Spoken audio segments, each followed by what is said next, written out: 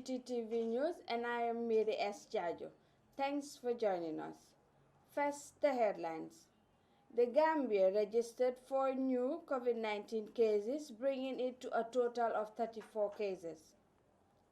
The Gambia Transport Union threatens sit-down strike on the 22nd June 2020.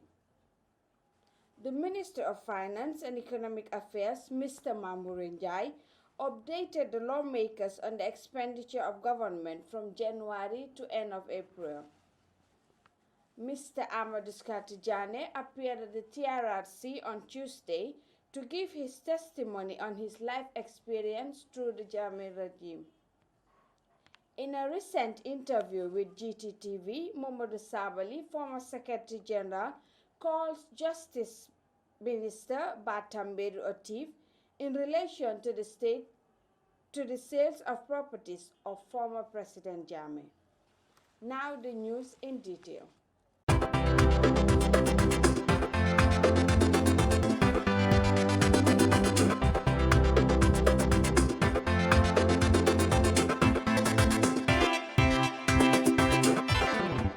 The Gambia registered 4 new COVID-19 cases, bringing it to a total of 34 cases. On a recent update by the Acting Director, Dr. Mustafa Bite, all 4 cases are imported from Senegal by Gambians and Senegalese who entered the country recently. The Gambia Transport Union threatened sit-down strike on the 22nd of June 2020. GTU calls on government to ease the restriction on drivers carrying 50% passengers to curb the spread of COVID-19, and failure to do so, they will declare a nationwide sit-down strike on the 22nd of June 2020. The President, Mr. Ousmane Cissé, noted that the reduction of passengers is unfair to drivers. The President went further to advise government to allow commercial vehicles to carry their normal passengers because other bans that were lifted poses more risk to the society than that of the commercial vehicles. The Minister of Finance and Economic Affairs, Mr. Mamourinjai, updated the lawmakers on the expenditure of government from January to end of April. On Monday, Mr. Njai told lawmakers that government expenditure from January to the end of April rose to $5.8 billion, 29% more than what was spent last year during the same duration, which reached to $3.95 billion. Our very own Isa Tukoli has the rest of that story. The Minister of Finance and Economic Affairs informed the National Assembly members on recent developments pertaining to government budget's execution as at end of April 2020. The Honorable Minister told lawmakers that the total government local funds expenditure as of January to April 2020 reached $5.8 billion, 29% more than the same period last year when government expenditure reached to $3.95 billion. Njai said the 3 spending ministries during the period under reviews are Ministry of Basic and Secondary Education, $916 million, Ministry of Works and Infrastructure, $498 million, Ministry of Health and Social Welfare, $372 million. The minister made it categorically clear that his ministry will never enter into such pre-financial agreement again because pre-financial development projects for government can strangulate national budget, especially when revenues dropped. Reporting for Gttv News, I am Isa Tukoli. Mr. Amadou Skatijane appeared at the TRRC on Tuesday to give his testimony on his life experience during Jammeh's regime. In his testimony, Amadou Skatijane described former President Jammeh as mentally imbalanced due to the way he would behave. Here is an excerpt. As a minister in Yaya Jammeh's cabinet. Janimba futale ila mutoma fakola afonyeng yelondo men soto anila jero muminti do kuoto wato me ibedu kuala Yaya Jammeh la mansakunda kono.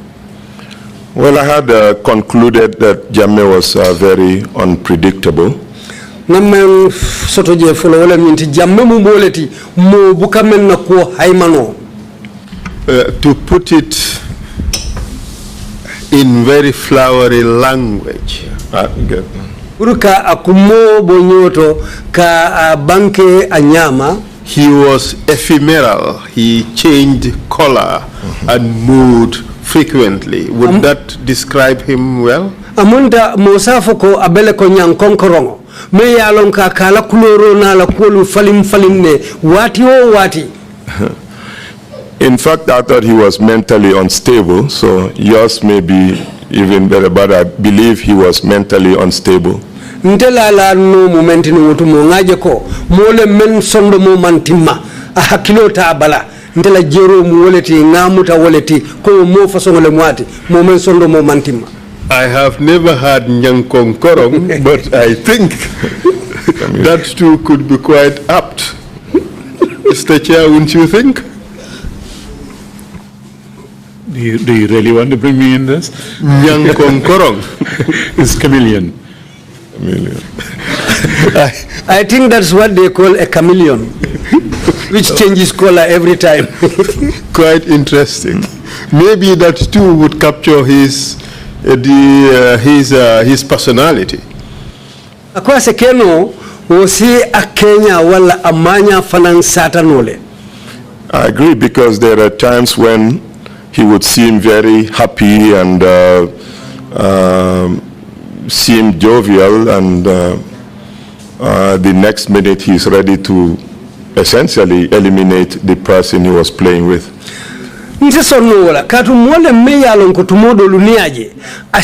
recent interview with Gttv, Mamadou Sabally, former Secretary General, calls Justice Minister Batambedu as a thief in relation to the sales of properties of former President Yahya Jammeh. He went further to say that Batambedu and all those involved in the buying and selling of the said properties are thieves and would escape justice because the system in Barrow's government is compromised. He also called on President Barrow to start packing because he cannot run this country. Sabally said Barrow lacked academic background and ambitions so as to motivate the youths, provide employment and skills, and other developments in the interest of the nation.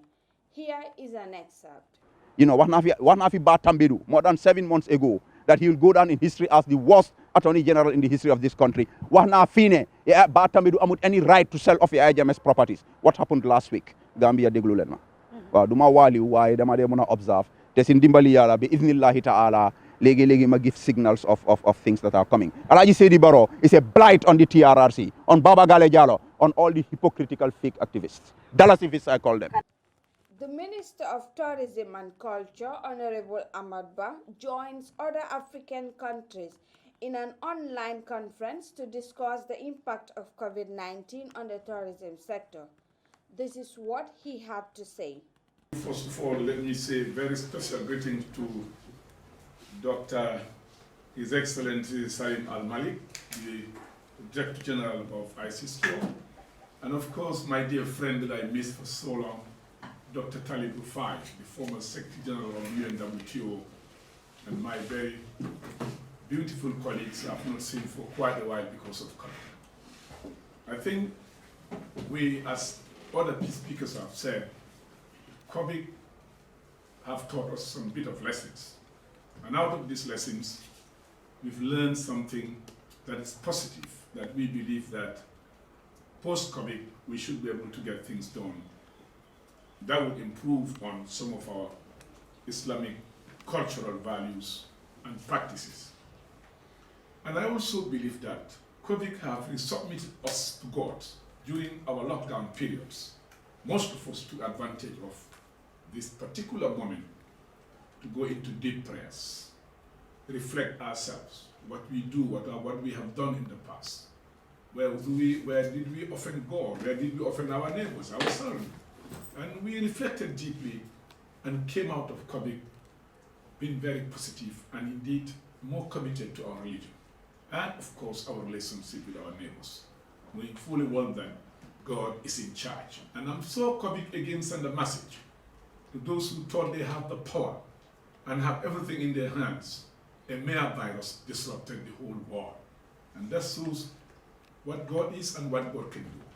Therefore, as Muslims, we accept it and we live with it.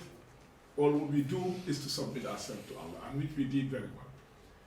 Looking at the Gambian point of view, I think knowing fully well that COVID affected culture severe, affected arts, everything part of it. Some of our practices, some of our cultural practices, positive in Islam, we could not do because there was COVID. We were not allowed to do that. We are not allowed to attend ceremonies, particularly religious ceremonies, naming ceremonies. Our mosques were closed, our artists could not perform.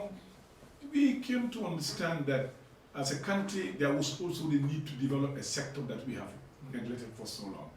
That is our domestic cultural tourism and regional cultural tourism, which as a government, we have just embarked in building 5 hotels up country by the riverside, and that would allow our citizens and other people around us in the region to also know and explore their culture. And we have a very rich culture that we did not, or that we underexploited. And in so doing, we also make an assessment on some of our religious heritage sites. And we had about 10 unique mosques. Out of these 10 unique mosques, we have chosen 3 to consider them as Islamic heritage sites, of which we believe we will seek support to maintain these facilities. They've existed for over 100 years or so. And if you look at the architecture, it sends a signal how committed our men and women were years ago towards their religion, how this architecture was built, how it was done. It shows a real spirit, human spirit, that was driving these people, that was backed by Islamic belief for them to be able to do that. We believe those sites should be maintained and we should preserve them for the good of our children and our grandchildren and for the future of our country. We also believe that we want to put into practice or actualize the National Fund for Arts and Culture, which is part of the law of the National Center for Arts and Culture. And National Center for the Fund for Arts and Culture, we believe, will make a long way in helping some of our cultural institutes, some of our artists, some of our culturalists, and most other institutions, so that they can drive support from that. We create this fund. We are looking for a seed money between $100,000 to $200,000 equivalent in our local currency, where we will start in helping our artists to develop, and also looking into some of our positive cultural Islamic values that seems to be fading in some parts of our society, so that they can be revived. And by doing so, I think we'll be strengthening some very important elements in our religion based on our culture. And I think that with the support of ICISCO and other partners, we believe that we should be able to actualize that project. It's a pleasure, and I wish you all well, and I'm sure the 3 minutes is short, but I appreciate it and the opportunity to be able to be part of this very important conference. Thank you so much. Undoubtedly, the Ministry of, or the Department of Tourism has been one of the most affected due to the COVID-19. And here you are with your colleague ministers of culture around the world virtually meeting. So maybe look forward to shorter terms solutions and at least get you back to normal settings, footings after COVID. What actually have you discussed that you think could help you at least achieve that in your short-term, middle and long-term plans? Thank you. As I said to my colleagues, COVID, yes, bad, dangerous, evil, destructive, but we learned something. We've learned something that is what can we do in the future come another COVID, that we can survive better and we can exist better. Fortunately for us in the Gambia, the NDP have already structured how we can develop certain programs, tourism, cultural related programs, that would have mitigated the damages that COVID have caused or done upon the industry and on culture. And this is developing what we call domestic tourism-based, culture-based tourism, and regional tourism, culture-based tourism, which of course has to go with some infrastructural development in rural Gambia.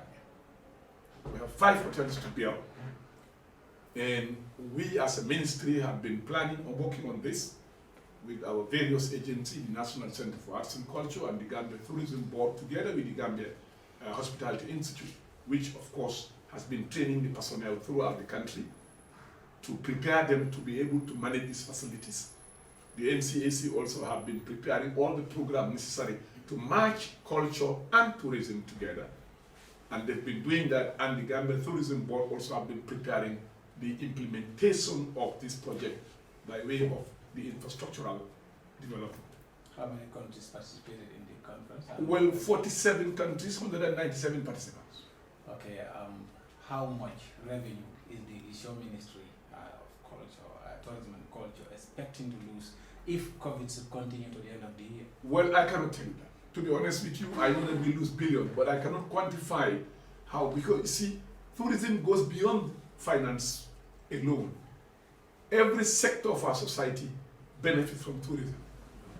Every part of our society, everybody, including the media. Even the media suffer because there is no tourist. Telecommunications suffer because the tourists are not here to use your telephone operation. Everybody in society. When there is no tourism, everybody feels it. Undoubtedly, because some of your staff members may be laid off due to the COVID. Yes, they've been laid off. We regretted that they've been laid off, but let's hope that we should be able to have a time where we're working on new innovative measures, how to, because we cannot also afford to be kept indoors by COVID all the time. I believe that we need to fight COVID. We need to open up and really live with COVID. It's a disease that is not gone yet. We had tuberculosis. We had AIDS even most recently. We have yellow fever. We had a lot of other things, cholera, that were killing thousands of people. A disease that was feared. We believe COVID is the same, and I think we should be brave enough to make sure we stand against COVID and be ready to live with the disease. By the time we get psychologically, there is something we need to erase from our minds. Yes, let's take the precautionary measures. Very important to us. The social distancing, the wearing of masks, the washing of your hands, hygiene. These are just part of our society, religious. They are all part of it. We need to put those things into practice, but COVID should not stop us from existing and trading and doing business and moving on. I think these leaders all over the world are becoming, aware that really it's time that we confront COVID.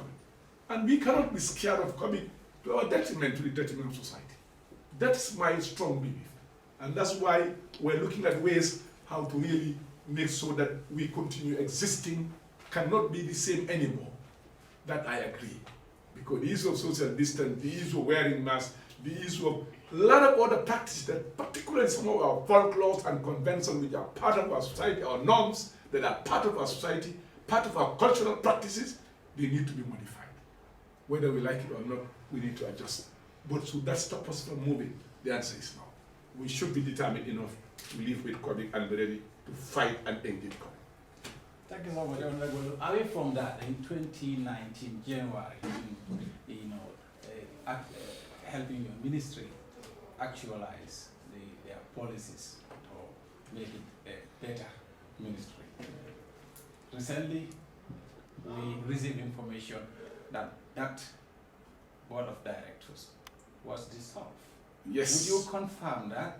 If yes, they are dissolved. We heard of also that the then director of the Gambia Tourism Board is now redeployed into the foreign service. Would you confirm this for us? I want to confirm to you that the Gambia Tourism Board Governing Council was dissolved during the beginning of this week. And I want to further confirm to you that the then Director General have been redeployed to the Foreign Service. It has been necessitated by virtue of the ministry's desire to do what it feels best in the interest of the industry. We knew they were very good people, and we still cherish the directors who were there, and we cherish the former Director General, and that's why he's been given a new assignment. So we appreciate and the belief we had in their ability to do their job, we still maintain that belief. Their professionalism, their sincerity and service to this nation, we still hold high regards for them in that direction. But it is our choice to change when we want to change, and we have changed. And I need not explain that to you. It is my policies and programs that dictates what I do as a government, what we do, and how we do it, when we do it, and who should do it.